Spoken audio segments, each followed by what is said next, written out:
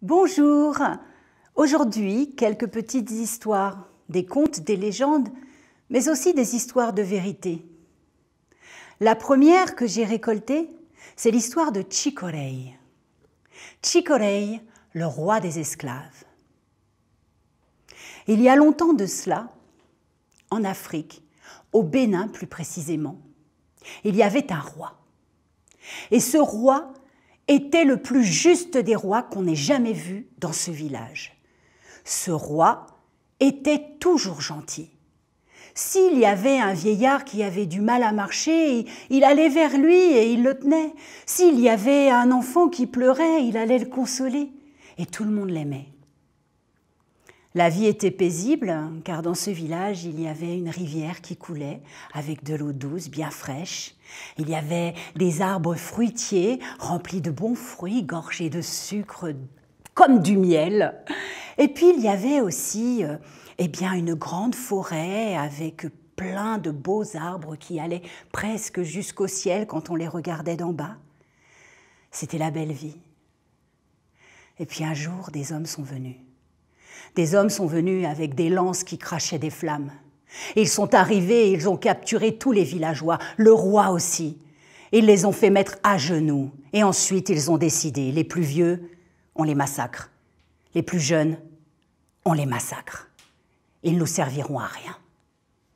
Tous les autres qui sont capables de travailler pour nous, on les attache, on les enchaîne. Et ils leur ont mis des chaînes aux poignets, des chaînes aux chevilles, des chaînes au cou, et ils les ont attachés les uns avec les autres. Et pendant ce temps-là, le roi, lui, disait à tout son peuple, « Ne vous révoltez pas, ne dites rien, laissez-vous faire. Je trouverai une solution pour nous libérer. » Ils les ont emmenés dans des chemins tortueux. Ils étaient tous les uns à côté des autres enchaînés. Par moments, il y en avait qui perdaient ils n'arrivaient plus à marcher, ils étaient trop fatigués, alors ils tombaient. Et quand il y en avait un qui tombait, ces hommes qui avaient des lances qui crachaient des flammes, qui étaient des négriers, des esclavagistes, ils les fouettaient jusqu'à ce qu'ils meurent. Et ensuite, ils les détachaient du groupe. Quand le roi a vu ça, il a parlé. Il a dit « Rassemblez-vous, marchez les uns à côté des autres. Soutenez quelqu'un quand vous voyez qu'il n'arrive plus à marcher. Entourez-le, tenez-le avec vos épaules pour qu'il ne tombe pas et qu'il ne soit pas tué. » Et ainsi, doucement, doucement, ils sont arrivés jusqu'au rivage. Là, il y avait un grand bateau au loin, et puis il y avait des petites barques. On les a mis dans les barques et on les a amenés dans le bateau, un bateau qu'on appelle un négrier. Un bateau qui était fait pour contenir le plus possible d'esclaves. Pour cela, les cales avaient été transformées. On y avait construit des planchers où il y avait juste la place d'allonger un homme, puis deux, puis trois. Ainsi, ils pouvaient en faire voyager beaucoup, une seule fois. Durant le voyage, évidemment, vous imaginez bien que, vu que c'était des esclaves maintenant, eh bien, ils n'avaient pas grand-chose à manger, pas grand-chose à boire. Il y en avait qui mouraient. En général, l'esclavagiste, le négrier, laissait celui qui était mort à côté de ceux qui étaient vivants, pour qu'ils le voient se décomposer et qu'ils comprennent qu'ils n'avaient aucune chance de s'échapper. C'est ainsi que le roi a été emmené avec tout son peuple, et bien d'autres encore venus d'autres endroits d'Afrique. Et le roi parlait toujours à son peuple. Et il leur disait, « Ne vous inquiétez pas, je trouverai une solution, je vous sauverai. » Ils sont arrivés au Brésil et là, ils sont allés à la ville d'Ouro Preto. Dans la ville d'Ouro Preto, il y avait une mine d'or. C'est là qu'on les a fait travailler.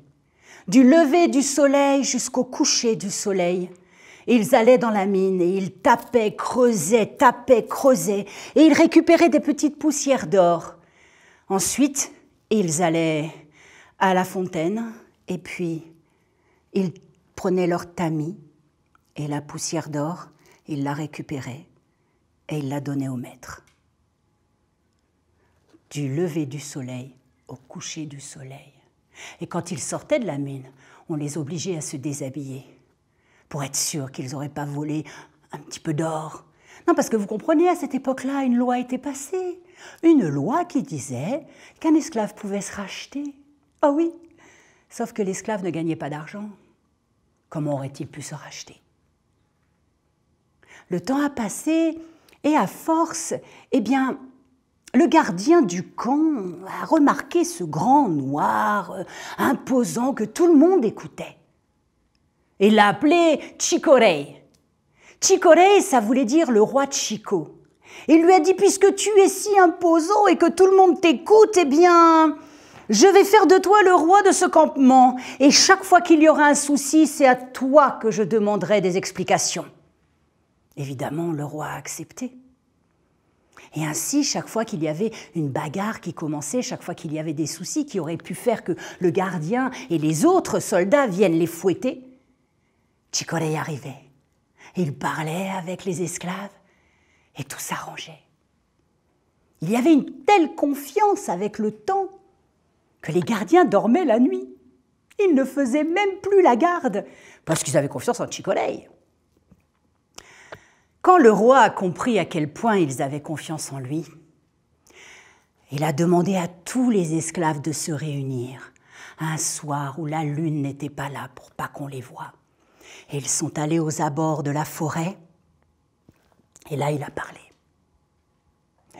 Je peux vous sauver. J'ai trouvé 2 solutions. La première, c'est de prendre les armes, de tous les tuer et de récupérer le camp. La seconde, c'est de nous racheter. Alors là, un des plus vieux esclaves, lui a dit, prendre les armes, prendre le camp, ils reviendront plus nombreux et ils nous massacreront. Regarde Zambi, Zambi le révolté, Zambi qui s'était réfugié dans les Quilombos, Zambi. Même lui, le plus fort, ils l'ont eu. Ils lui ont coupé la tête. Et ils ont mis la tête sur le port de Rio de Janeiro, sur un pic, pour que tout le monde voie que personne ne pouvait se révolter contre eux. Dit le vieux, ce n'est pas une bonne idée. Ils nous tueront tous. Et là, il y a un jeune qui dit, mais nous racheter? Mais comment nous racheter? On ne gagne rien. J'ai une idée. Le roi a dit, nous avons des cheveux crépus, des cheveux puissants, des cheveux forts. Laissons-les pousser. Et chaque fois que nous irons dans la grotte pour creuser, creuser, creuser, de la poussière d'or va se mettre dans nos cheveux. Ensuite, le soir, on ira à la fontaine. Et nos femmes récupéreront les poussières d'or qui étaient dans nos cheveux. Et au fur et à mesure, il y en aura assez, poussière après poussière, nous nous rachèterons. Il y a eu un brouhaha dans tous les esclaves.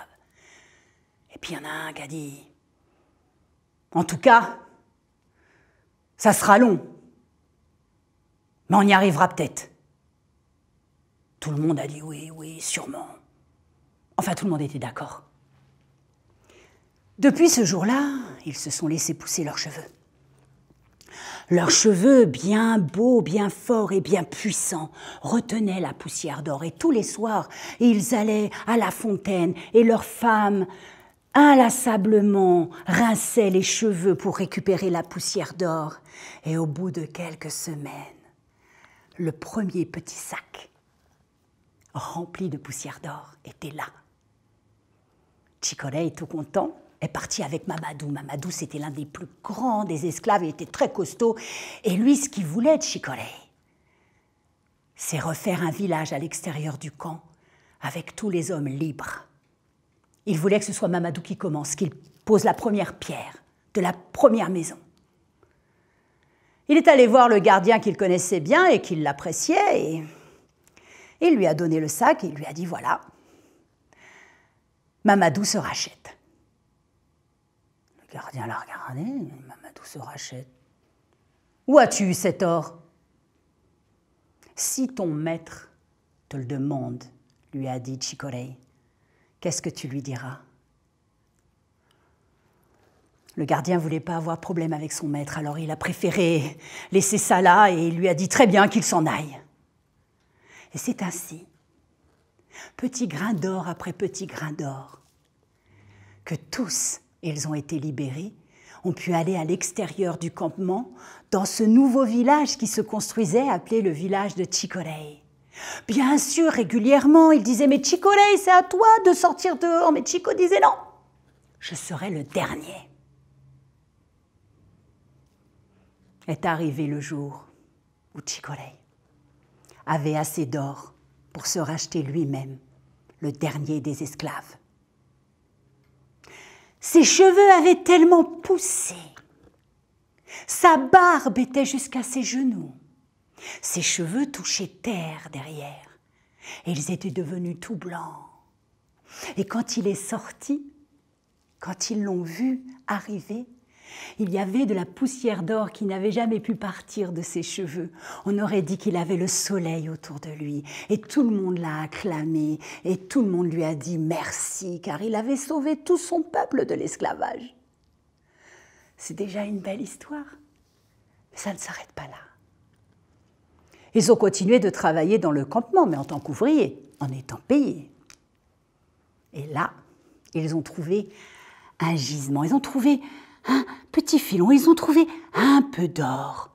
Ils ont creusé, creusé, creusé, creusé, et ils ont trouvé un grand gisement d'or. Alors c'est par pépites d'or qu'ils coinçaient dans leurs cheveux puissants qu'ils sortaient de la grotte, qu'ils sortaient de la mine.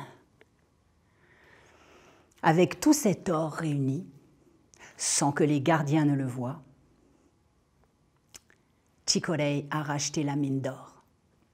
La mine d'or d'Ouro Preto, au Brésil. On peut se dire que c'est une belle histoire, mais pas seulement. C'est une histoire vraie. Ce roi a vraiment existé.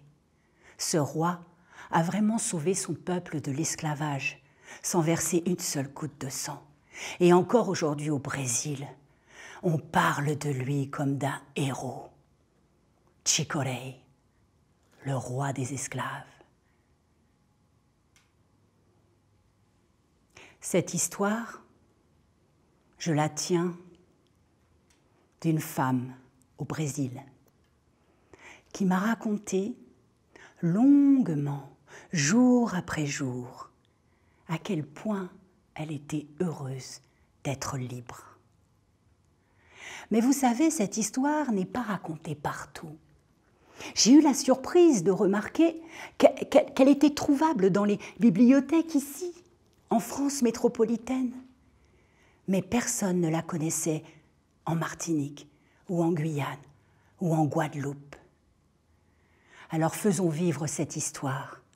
À votre tour maintenant de la raconter, pour qu'elle ne meure pas. Eh bien pour cette deuxième histoire, nous allons voyager un petit peu. Je suis allée au Ghana, dans la tribu Ashanti. Et chez les Ashanti, on raconte les histoires de Kwaku Ananse, l'homme araignée.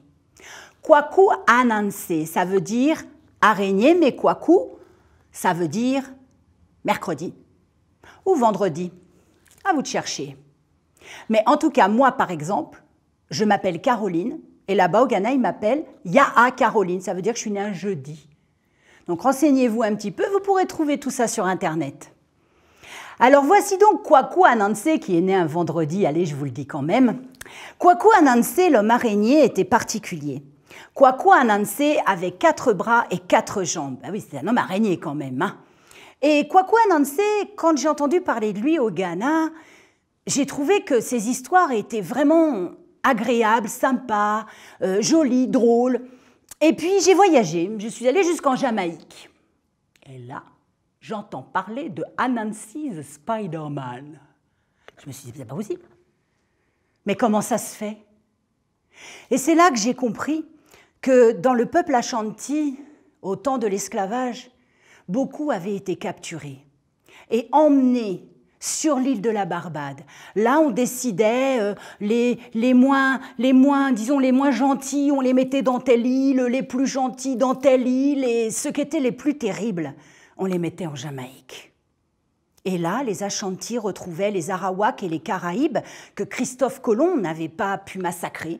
Ils retrouvaient aussi d'autres Africains qui avaient été capturés comme les Mau Mau du Kenya. On leur interdisait de jouer du tambour. On leur interdisait de parler dans leur langue. Parce que les négriers, les esclavagistes, les colons ne voulaient pas qu'ils aient l'occasion d'organiser des révoltes. Alors la seule chose qu'ils ont gardée officiellement devant le colon, c'est les histoires. Les histoires de Kwaku Anansi l'homme araignée, qu'ils appellent là-bas en Jamaïque Anansi, the Spider-Man. Alors si un jour on vous dit que Spider-Man a été inventé à Hollywood, eh ben vous pourrez dire que 3000 ans, voire 4000 ans auparavant, on racontait déjà ces histoires là-bas, au Ghana, dans la tribu Ashanti. Kwaku Anansi, ce jour-là, était bien tranquille dans le village quand tout d'un coup le tam-tam parleur a résonné et a prévenu que le roi, Nana Onyankopon, voulait voir tout son peuple parce qu'il avait un grand discours à faire. Alors tout le monde est arrivé de tous les côtés du village devant le grand palais fait d'or et de diamants de Nana Onyankopon avec les 7 marches en or. Nana Onyankopon se tenait debout. À côté de lui, il y avait celui qu'on appelle le linguiste. On pourrait dire aussi le griot royal. On pourrait dire aussi celui qui parle pour le roi. Et lui a dit à tout le peuple qui était réuni là, « Nana Onyankopon veut savoir quel est le plus brave, le plus puissant, le plus fort d'entre vous tous. » Alors là, tout le monde a levé la main. « Moi, moi !» Non, a dit l'homme, ce n'est pas comme ça, il y a des épreuves à surmonter. La première épreuve, c'est d'aller chercher un obiatia. Alors, je ne sais pas si vous savez ce que c'est un obiatia, mais au cas où vous ne sachiez pas, laissez-moi vous expliquer qu'un obiatia, c'est un sorcier qui vit dans la forêt avec plein d'autres obiatias comme lui. Ils ont des grands colliers et puis des grandes tuniques. Et les obiatias, on dit d'eux que si on les rencontre, il ne faut pas les regarder en face, parce qu'avec un seul regard, ils peuvent vous jeter un sort et vous mourrez dans l'instant. Alors là, il y en a plein du village qui ont fait « Ouais, maintenant, en fin de compte, moi, je ne vais pas aller chercher l'obiatia. Non. » Deuxième épreuve, aller chercher un serpent. Mais ce serpent-là, c'est pas n'importe quel serpent. C'est un serpent que quand il te mord, tu meurs. Donc comme ça, il y en a encore plein qui ont baissé les bras. Non, en fin de compte, le serpent, non. Troisième épreuve. Aller chercher un essaim d'abeilles. Tu sais, c'est la maison des abeilles naturelles qu'ils font quelquefois à l'intérieur des troncs d'arbres creux. Là aussi, il y en a pas mal qui ont baissé les bras, parce que quand même, les abeilles là-bas rigolaient pas. Ça faisait mal, et puis ça faisait des grosses cloques énormes, donc il y en a plein qui ont dit « Ouais, ben non, en fin de compte, non. » Il en restait 3.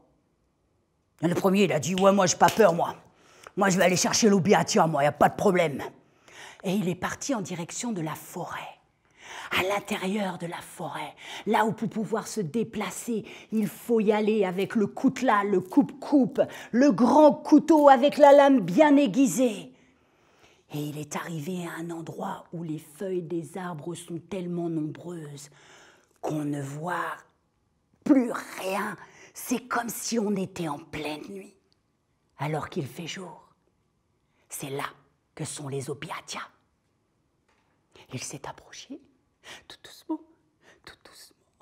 Et là, il a fait craquer une brindille sous son pied. C'est l'obiatia. Et il est parti en courant. Il est revenu au village. Kwaku Anansi était là à l'entrée du village. Il le voit arriver en hurlant. Il croise ses 4 bras et il dit « Un de moins ». Le second, lui, est allé chercher le serpent. Le serpent, lui, il habite là où il y a la terre rouge, là où il y a les grosses pierres. L'homme s'est approché. Il savait qu'en dessous de cette pierre, il y avait un serpent. Et il s'est approché encore plus. Et là, il y a une espèce de bestiole, je ne sais pas trop ce que c'est, qui a fait... c'est le serpent, il est reparti. Et lui aussi, il est passé devant Kwaku Anansi et Anansi, les 4 bras croisés, a dit « Donne-moi ». Troisième épreuve, les seins. Les seins d'abeilles. L'autre dit « Oui, moi, il n'y a pas de souci, je sais comment faire ». Il est allé à la lisière de la forêt, là où il y a un tronc d'arbre creux, où se sont nichées les abeilles et leurs reines. Il s'approche. Là, il y a une abeille qui sort comme ça, puis qui le regarde. Tu sais comme elles font des fois les abeilles? Elles se mettent juste là, comme ça, yeux dans yeux, puis elles regardent. Et l'abeille le regarde comme ça. Et lui, il fait « Oh !» Et il s'en va, et il court jusqu'au village. Et Kwaku Anansi le voit passer, il dit « C'est bon, 3 de moins, à mon tour. » Kwaku Anansi, l'homme araignée. Kwaku Anansi veut être le premier. Hey, Kwaku Anansi, l'homme araignée. Kwaku Anansi veut être le premier. Il décide d'abord d'aller voir l'Obiatia. Alors il prend des bananes. Des grosses bananes jaunes. Hein. Ce n'est pas les bananes que tu manges comme ça, c'est les bananes plantains. Des grosses bananes jaunes qu'on doit faire cuire. Il en met plein dans un bout de tissu qu'on appelle un pagne. Et il en met plein, il fait un autre nœud de manière à ce que ça fasse un sac, que quand on rentre dedans, on ne peut pas en sortir. Hein. Bon. Il amène ce sac jusqu'au fond de la forêt, là où les feuilles des arbres sont tellement proches les unes des autres que cela fait comme s'il faisait nuit. Il pose le sac avec les bananes plantains et à côté, il en met quelques-unes et il va se cacher derrière un tronc d'arbre et il attend. Les Obiatia arrivent. Ils ont bien entendu le bruit. Il y en a un qui dit « Mais que c'est que ça ?»« Des bananes ? Des bananes ? Mais il n'y a pas de bananier ici !»« Ben oui, mais comment ça c'est qu'il y a des bananes ? Ça doit être les villageois, ils ont peur de nous. » Alors ils ont dû se dire, on va leur faire des cadeaux comme ça, ils vont être gentils avec nous. Oui, t'as raison, ça doit être ça. Et là, ils ont commencé à manger. Et il y en a un qui a vu qu'à l'intérieur du sac, il y avait des bananes plantains et que les autres, ils n'avaient rien vu. Alors vite, il est rentré à l'intérieur, il a commencé à manger. Tiens, il a tellement bien mangé que son ventre était large et gros. Pendant ce temps-là, les autres aussi avaient bien mangé. Il décide de sortir du sac, bien sûr. Mais vous vous rappelez, c'était un sac qui avait été fait pour qu'on rentre et qu'on ne puisse pas sortir. Donc il n'arrive plus à sortir, donc il crie « Au secours, aidez-moi à sortir !» Sauf que les autres, là, ils avaient tellement bien mangé qu'ils avaient un peu des problèmes de digestion, ils avaient mangé comme des voraces un peu trop vite, ils avaient avalé de l'air, fallait bien qu'ils sortent. Hein. Alors ils étaient en train de rôter, de péter, et ça faisait tellement de bruit qu'on n'entendait pas le pauvre qui était en train de crier dans le sac. Et au moment où ils se sont arrêtés de péter et de rôter, et ben voilà que l'autre, il n'avait plus de voix tellement il avait crié. Ce qui fait qu'ils sont partis, ils l'ont laissé là dans son sac, et Kwaku Anansi, tranquillement, est allé chercher le sac et l'a mis par-dessus son épaule, et il est reparti vers le village, et il a déposé le sac dans sa maison, dans sa case, et là, il a dit à toute sa famille et à ses enfants, 7 qu'il en avait, vous n'y touchez pas. Et évidemment, quand Kwaku Anansi parlait comme ça, personne ne touchait. Bon, maintenant, il faut qu'il aille chercher le serpent. Kwaku Anansi, l'homme araignée. Kwaku Anansi veut être le premier. Hey, Kwaku Anansi, l'homme araignée. Kwaku Anansi veut être le premier. Il va vers là où il y a la terre rouge, là où il y a la grosse pierre, là où se cache le serpent. Il prend un grand bâton. Il s'approche et il tape du pied. Tape du pied. Et il tape du pied. Parce que le serpent, il n'entend pas bien, il ne voit pas bien, mais les vibrations du sol, il les ressent. Le serpent sort d'en dessous la pierre, il voit Kwaku Anansi, il dit « Qu'est-ce que tu fais là ?» Kwaku dit « Tu sais, je me pose une grande question. Je me demande si ce bâton est plus grand ou plus petit que toi. » Le serpent sort complètement, il dit « Mais évidemment que je suis plus grand que ton bâton !» Ah, je me demande. Le serpent, il dit « Bah, mets le bâton par terre, je vais me mettre à côté, puis tu verras bien. » Alors, Quaco met le bâton par terre, le serpent se met à côté, mais tu sais, le serpent, il fait toujours comme ça, là. Il se dandine, il se dandine, il se dandine, il se dandine. Quaco, il dit, comment tu veux que j'arrive à savoir si t'es plus grand ou plus petit? T'arrêtes pas de bouger. Ah ben oui, il dit le serpent, mais moi, c'est ma nature, il faut toujours que je fasse des petites choses comme ça. Bon, écoute, je vais t'attacher, comme ça, je verrai bien. Oui, dit le serpent, c'est une bonne idée, ça. Alors, Quaco Ananse attache le milieu du corps du serpent au bâton, la queue du serpent au bâton, la tête du serpent au bâton. Ah, bah t'as raison, serpent, effectivement, tu es plus grand. Le serpent, il dit, tu vois, je te l'avais dit. Bon, allez, maintenant, détache-moi. Ah, ça va pas être possible. Avant, il faut que tu viennes faire quelque chose avec moi. Détache-moi, détache-moi. Mais évidemment, maintenant, c'était trop tard, il était trop bien attaché. Alors Quaco Ananse le met sur son épaule, il va jusque dans sa case, jusque dans sa maison, il dépose et là il dit à toute sa famille « Vous n'y touchez pas !» Et personne n'y a touché. Et il reste l'essaim d'abeilles. Et il prend un pot en terre avec un couvercle. Il prend un bout de tissu qu'on appelle un pagne qui est très grand. Tu sais, le pagne que je t'explique quand même, c'est-à-dire que tu peux le mettre là comme ça fait la jupe, tu peux le mettre là comme ça, avec un nœud, ça fait la robe, tu peux le mettre sur les cheveux, ça fait le turban, tu peux le mettre sur les épaules, ça fait un châle. Voilà, ça c'est un pagne. Et le pagne, il le prend pour pouvoir le mettre autour du pot. Il arrive jusque l'arbre creux à la lisière de la forêt. Et il dépose le pot, retire le couvercle, met le pagne à côté et se cache derrière un tronc d'arbre. Et là, il parle aux abeilles. « Hé, les abeilles ! C'est moi le pot! Vous n'aurez jamais le courage de venir tout en même temps à l'intérieur de moi! » Et là, t'as les abeilles, elles ont commencé à discuter. Ah oui, ça fait busy. Oui, parce que quand même, il faut que je vous dise, petite parenthèse, chez les Ashanti au Ghana, on parle le tui, mais on parle aussi l'anglais. Et donc, on dit toujours, il y a un proverbe qui dit « busy like a bee to make honey ». Ça veut dire « occupé comme une abeille à faire du miel ». Bon, maintenant, ils ont un peu changé, ils ont mis busy like a bee to make money ». Bah, les choses changent, hein, les valeurs aussi. Mais en tout cas, c'est comme ça qu'on fait le bruit des abeilles. On dit qu'elles font busy. Et voilà toutes les abeilles qui parlent entre elles. Busy. Moi, j'ai pas peur. Toi, t'as pas peur. On n'a pas peur. Allez, on y va. Et toutes les abeilles en même temps vont dans le pot. Évidemment, Quaco Ananse n'attendait que ça. Il prend le couvercle, il le met par-dessus, il met le pagne autour et tout content met ça sur son épaule, il va chez lui, il dépose ça. Et là, il dit à toute sa famille « Vous n'y touchez pas !» Et personne n'y touche. Quaco Ananse attend le lendemain matin. Le tam-tam parleur résonne. Nana Onyankopon, le roi, veut savoir si l'un des villageois a réussi les épreuves. Quaco Ananse se prépare. Dans sa première main, il tient le sac avec l'obiatia. Dans sa deuxième main, il tient le bâton avec le serpent. Dans sa troisième main, il tient le pot avec les abeilles. Et sa quatrième main, il s'en sert pour se recoiffer un petit peu.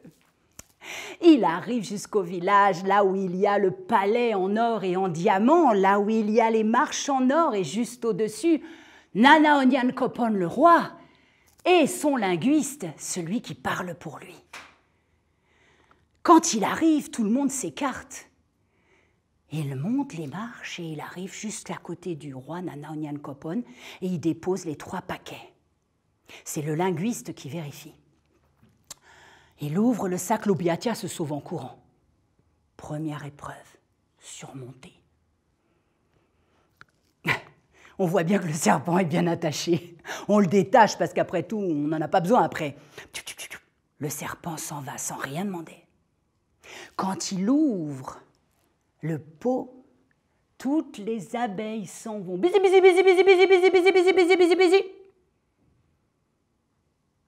Le linguiste dit « Tu as gagné, Quaco Ananse. C'est toi qui es le plus fort et le plus puissant. Mais Kwaku, il fait genre comme ça, il fait « Non, j'ai fait ça comme ça, c'est rien du tout !» Mais le roi Nana Onyalkopon lui-même vient. Il lui prend ses 4 mains et lui dit « Kwaku, tu es le plus fort et le plus puissant de toute la tribu !» Et là, tout le monde se met à l'acclamer. Et Kwaku, tout d'un coup, il se dit « Donc oui, c'est vrai, je suis le plus fort, je suis le plus puissant, je suis le plus fort, je suis le plus puissant !» Et il se met à gonfler, gonfler, gonfler, gonfler de vanité et de prétention. Et c'est depuis ce jour que les araignées ont un si gros corps et des pattes si fines. C'est à cause de Kwaku Ananse, l'homme araignée. Kwaku Ananse, l'homme araignée. Kwaku Ananse veut être le premier. Hey, Kwaku Ananse, l'homme araignée. Kwaku Ananse veut être le premier.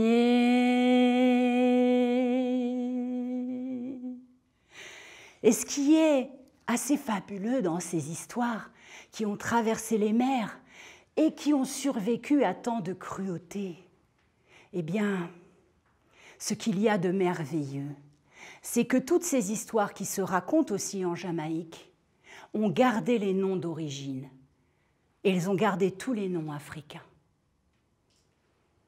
Alors je rends hommage à tous ces hommes et femmes qui, devant la cruauté, ont réussi à garder au fond de leur cœur leur culture vivante pour qu'elle ne s'oublie pas et ne se perde pas, et que je puisse encore aujourd'hui en témoigner. Médacé, papa, papa, papa, papa, ça veut dire merci beaucoup en tui. À une prochaine fois.